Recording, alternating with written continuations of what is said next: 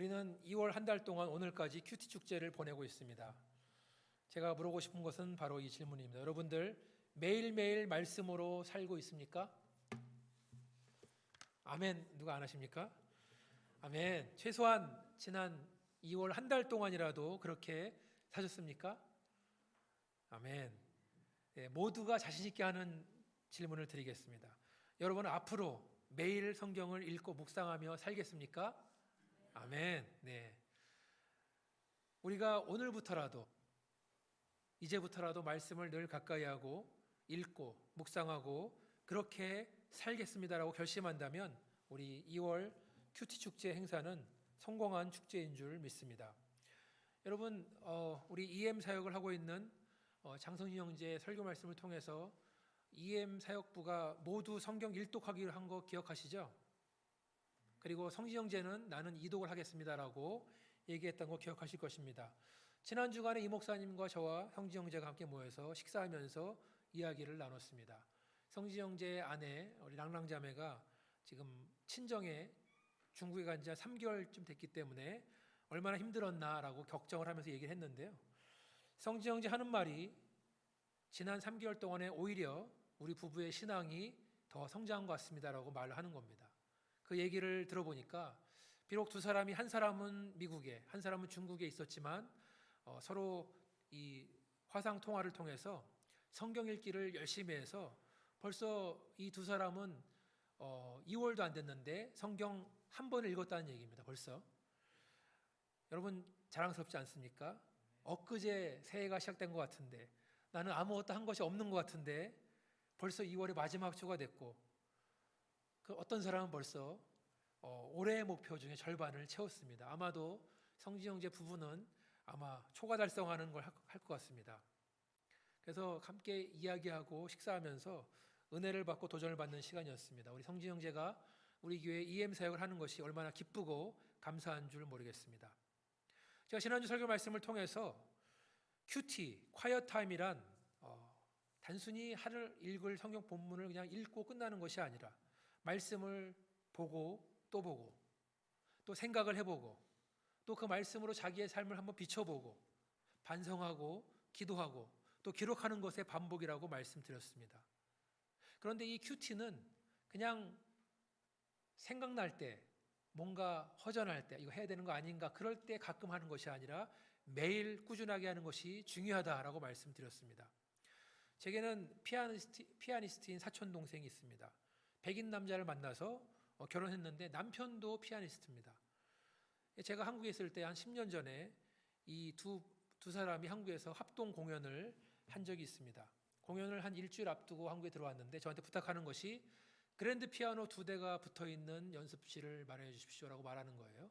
근데 우리 교회에 피아노 학원을 크게 하는 분이 있었는데 얘기했더니 연습실을 줬습니다. 그 방에는 정말 피아노 2대가 딱 있는 겁니다. 이 두 사람이 공연하기 전 일주일 동안 아침 먹고 연습, 점심 먹고 연습, 저녁 먹고 연습. 한국에 볼 것도 많고 갈 것도 많고 먹을 것도 많은데 하나도 안 하고 피아노만 치는 겁니다. 제가 가끔 밥을 사들고 간식 사들고 찾아가서 바라보면 연습만 계속하고 있는 겁니다. 근데 피아노를 서로 치는 거 보니까 피아노를 서로 교감을 하는 것 같은 거예요. 주거니 받거니. 그래서 피아노 모르는 사람은 모르는 특별한 교감을 부부가 하는구나 그런 생각을 했습니다. 그러면서 든 생각은 이 두 사람은 헤어지지는 않겠다. 첫 번째 생각했고 두 번째는 이 두 사람은 정말 훌륭한 피아노 연주자가 되겠다라고 생각을 했습니다. 왜냐? 피아노를 너무나 사랑하고 너무나 열심히 치는 것을 봤기 때문입니다. 지금은 10년 지난 지금은 이 두 사람이 미국의 어떤 대학에서 둘 다 부부 교수로 있으면서 학생들을 가르치고 있습니다. 피아노 말씀을 드리니까 혹시 여러분들 이그나치 안 파데레프스키라는 이름 들어봤습니까? 못 들어봤을 것입니다. 이 사람은 폴란드의 대통령 1900년대 초에 한 사람이기도 하지만 정치를 하기 전에는 유명한 피아니스트였습니다. 파데레프스키가 유명한 피아니스트일 때 한 말이 있습니다. 어떤 말이냐면 내가 피아노 연습을 하루 거르게 되면 내 스스로 내 실력 차이를 알게 될 것이다. 내가 이틀 동안 연습하지 않으면 그 소리를 듣는 가족들이 알게 될 것이다. 내가 사흘 동안 연습을 하지 않으면 나의 친구들이 내 실력을 알게 될 것이다. 내가 일주일 동안 연습을 하지 않는다면 나의 관객들이 내 실력을 알게 될 것이다라는 말씀입니다. 근데 이 말씀을 일부 예배 때 했더니 우리 서지사님이 그거 타이거 우즈가 한 말 아닙니까? 피아노를 골프로 바꾸니까 똑같다는 겁니다. 그래서 그분이 인용한 것 같습니다. 이렇게 말했는데요. 피아노나 골프가 아닌 우리 영성도 마찬가지입니다. 우리가 말씀 묵상을 거른다면, 기도를 거른다면 점점 회복하기 힘들어지고 우리 영성은 망가지게 된다는 말씀입니다. 한 발짝으로 단걸음에 서울에 가는 것이 아닙니다. 한 걸음 한 걸음 전진해 나가는 것인 줄 믿습니다. 오늘 함께 나눈 시편 119편 말씀은 성경에서 가장 긴 장입니다. 176절까지 있습니다. 119편은 하나님 말씀에 대한, 그리고 그로 인한 축복에 대한 말씀입니다.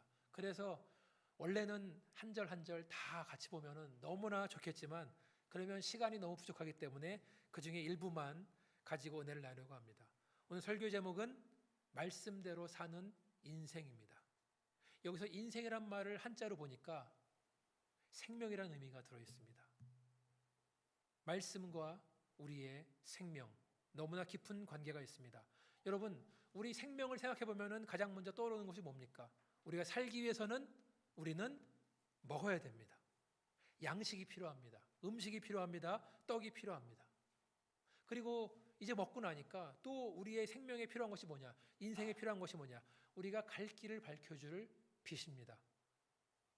우리는 사망이 가득한 세상을 살고 있는데 우리의 길을 생명의 빛으로 비춰야만 우리가 바른 길, 옳은 길, 생명의 길을 걸을 수 있는 것입니다.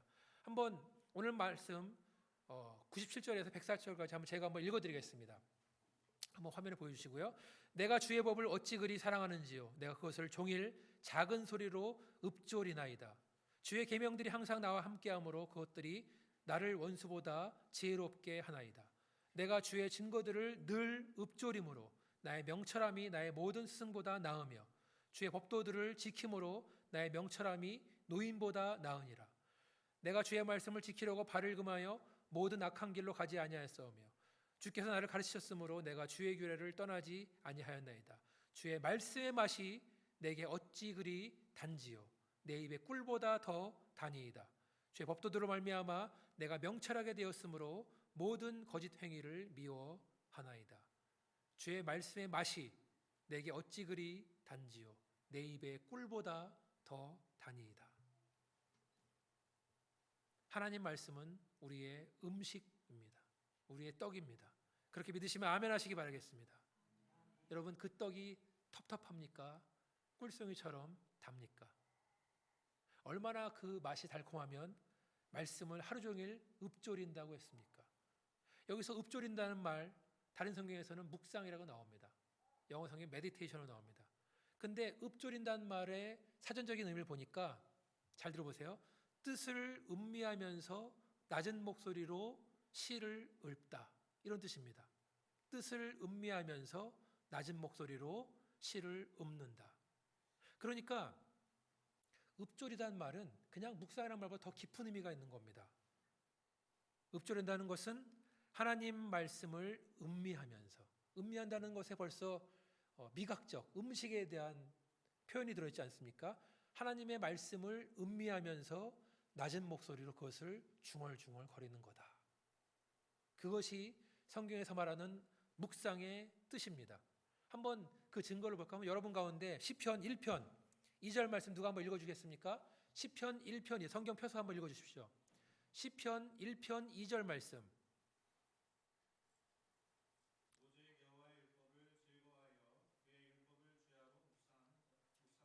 묵상하는도다. 혹시 집사님 그 묵상이란 말 앞에 번호가 있지 않습니까? 네, 번호 1번 써 있는데요. 그 1번에 대한 관주도 한번 읽어주십시오. 뭐라고 써 있죠? 밑에 보면은 성경의 맨 끝에 보면은 1번 써놓고 그 작은 거 글씨로 나와 있는데 어떻게 나와 있냐면은 여러분들 찾으신 분 있겠지만 작은 목소리로 읊조리다. 묵상이란 말에 대한 다른 해석이 바로 작은 목소리로 읊조리다. 그러니까 묵상은 하나님의 말씀을 음미하고 그것을 작은 소리로 읊조리는 거다. 이렇게 말씀을 먹음으로써, 말씀을 음미함으로써, 말씀을 중얼중얼 읊조림으로써, 묵상함으로써 지혜를 얻고 명철을 얻고 능력을 얻는 줄 믿으시면 아멘 하시길 바라겠습니다. 우리의 음식입니다. 마태복음 4장 1절로 4절 말씀 한번 보여주시겠습니까? 마태복음 4장 1절로 4절 말씀 제가 읽어드리겠습니다. 그때 예수께서 성령에게 이끌려 마귀에게 시험을 받으러 광야로 가사 40일을 밤낮으로 금식하신 후에 줄이신지라. 시험하는 자가 예수께 나와 이르되 내가 만일 하나님의 아들이거든 명하여 이 돌들로 떡덩이가 되게 하라. 같이 4절 같이 읽겠습니다. 시작. 예수께서 대답하여 이르시되 기록되었으되 사람이 떡으로만 살 것이 아니요 하나님의 입으로부터 나오는 모든 말씀으로 살 것이라 하였느니라 하시니 아멘. 사람이 떡으로만 살 것이 아니요 하나님의 입으로부터 나오는 모든 말씀으로 살 것이다. 우리가 살려면 떡이 필요합니다. 그러나 떡만 필요한 것이 아니라는 말씀입니다. 하나님의 말씀이 필요하다는 것입니다. 우리가 오늘 터키와 시리아 난민들을 위해서 헌금을 거뒀습니다. 그리고 이 헌금은 잘 전달될 것입니다. 헌금을 통해서 그들에게 당장 필요한 떡과 음식과 물과 옷과 잠자리를 제공해 줄 것입니다. 그러나 우리는 그냥 그들의 일차적인 필요, 떡만 전달되기를 원치 않습니다. 영적인 떡, 예수 그리스도의 복음이 전파되기를 간절히 소망하고 기도합니다. 왜 그렇습니까? 지금 당장 먹는 떡은 육신의 필요는 해결할 수 있지만 영적인 필요는 해결할 수 없는 것입니다. 우리의 육신의 생명은 유지할 수 있지만 언젠가 죽게 되면 아무것도 아니라는 것입니다. 그러나 하나님의 말씀, 영적인 떡으로 영혼을 살리는 줄 믿으시면 아멘 하시기를 바라겠습니다. 그러나 세상 사람들은 떡만 있으면 되는 줄 압니다. 돈만 있으면 되는 줄 압니다. 애석하게도 많은 성도들도 떡만 있으면 되는 줄 알고 돈만 있으면 다 되는 줄 알고 그것을 구하는 기도를 열심히 하고 있습니다. 그러나 하나님의 성도라면 먼저 그의 나라와 그의 의를 구하라. 그리하면 이 모든 것들 너에게 더해 주겠다. 우리는 그저 하나님의 나라와 하나님의 의만 구하면 됩니다. 그러면 우리의 필요를 채워주신다고 말씀하시는지 믿으시면 아멘 하시길 바라겠습니다. 아멘.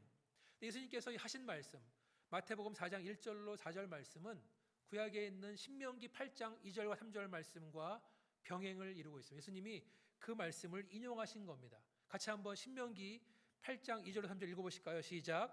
내 하나님 여호와께서 이 40년 동안에 내게 광야길을 걷게 하신 것을 기억하라. 이는 너를 낮추시며 너를 시험하사 내 마음이 어떠한지 그 명령을 지키는지 지키지 않는지 알려 하심이라. 너를 낮추시며 너를 줄이게 하시며 또 너로 알지 못하며 내 조상들로 알지 못하던 만나를 내게 먹이신 것은 사람이 떡으로만 사는 것이 아니요 여호와 입에서 나오는 모든 말씀으로 사는 줄을 내가 알게 하려 하심이니라. 아멘. 기가 막히지 않습니까? 예수님이 하신 말과 정확히 병행을 이루고 있습니다. 제가 한번 보니까 내 하나님 여호와께서 이 40년 동안에 예수님께 광야에서 40일 동안 계셨습니다. 내게 광야길을 걷게 하신 것을 기억하라. 예수님은 성령이 끌려서 광야에서 시험을 받으셨습니다. 이는 너를 낮추시며 너를 시험하사 예수님께서 시험을 받으셨습니다. 내 마음이 어떠한지 그 명령을 지키는지 지키지 않는지 알려 함이라. 너를 낮추시며 너를 줄이게 하시며 예수님도 금식하신 이후에 줄이셨다. 그 뜻은 그 이유는 바로 사람이 떡으로만 사는 것이 아니요 여호와 입에서 나오는 모든 말씀으로 사는 줄을 내가 알게 하려 하십니다. 여러분 예수님 말씀하실 때 그 말을 듣던 이스라엘 백성들은 이 말을 듣고 신명기 말씀을 떠올린 겁니다. 우리 조상들이 이집트에서 출애굽할 때 광야에서 있었던 사건을 기억하는 겁니다. 하나님께서 우리를 40년 동안 광야를 걷게 하시고 누가 내몰았죠? 하나님이 모르신 겁니다. 낮아지고 시험당하고 고난을 당하게 하시고 하나님 명령 지키는지 지키는지 확인하기 위해서 그리고 광야에 내려오는 만나를 먹게 하심으로써 하나님만 바라보게 하는 것. 그리고 결국 사람은 떡으로만 사는 것이 아니라 하나님의 입에서 나오는 모든 말씀으로 사는 것이다. 이거를 조상들이 깨달은 것처럼 예수님 하신 말씀을 듣고 그것을 알고 있는 것입니다.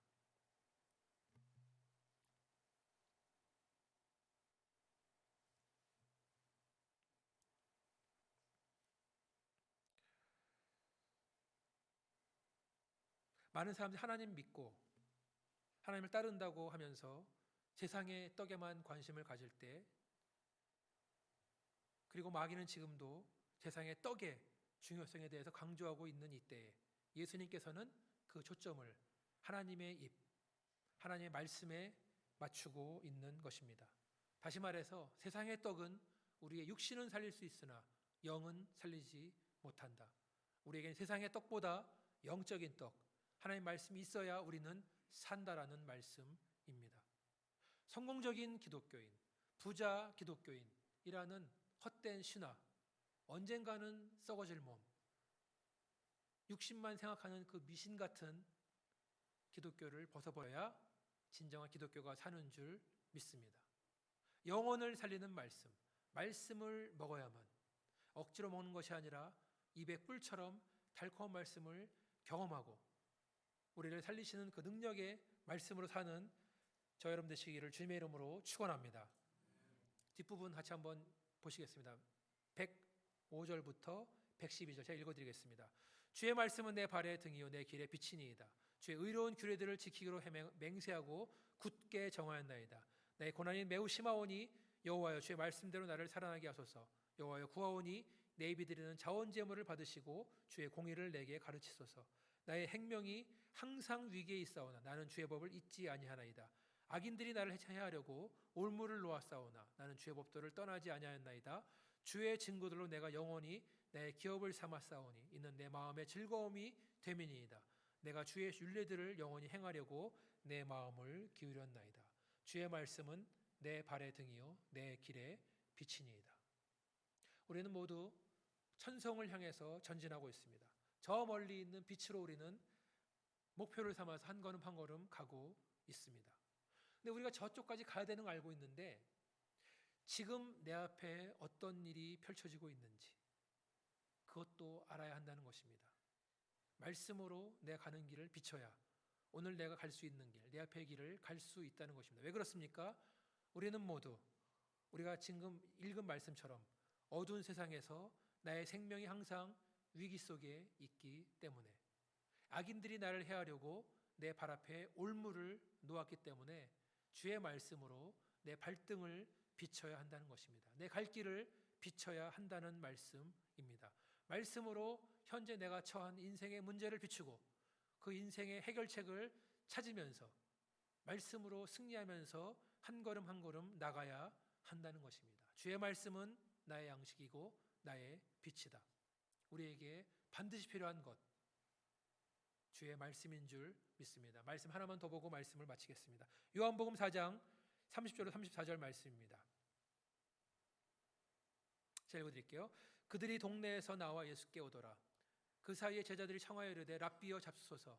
이르시되 내게는 너희가 알지 못하는 먹을 양식이 있느니라.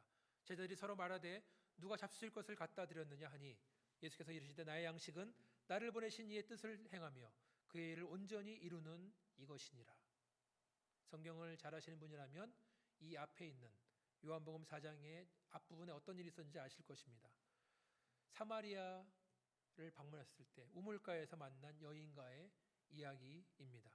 이 여인은 자기의 육신을 살리기 위해서 육신이 필요한 물을 얻기 위해서 우물가에 나왔습니다.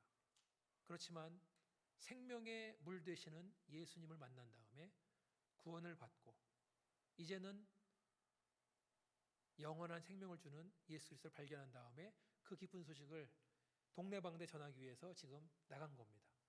지금 읽은 부분은 그 이후에 나타난 일입니다.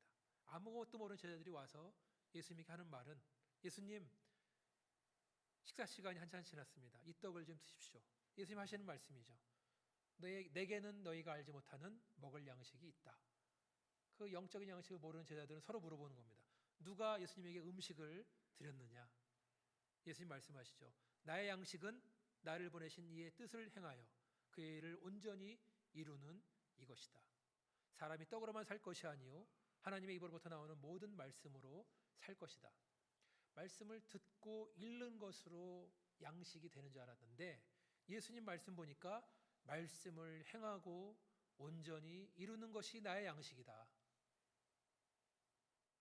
예수님께서 제자들 만나기 전에 사마리아에 있는 우물가 여인에게 복음을 전하셨습니다.